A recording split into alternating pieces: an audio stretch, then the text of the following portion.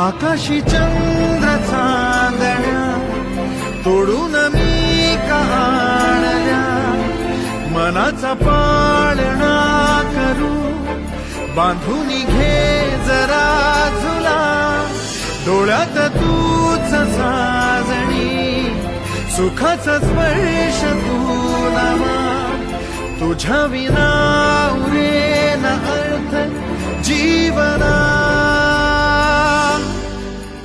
उजळे तुझ्या हसूने कणकण, अन चंद्र हे हातीचे काकण.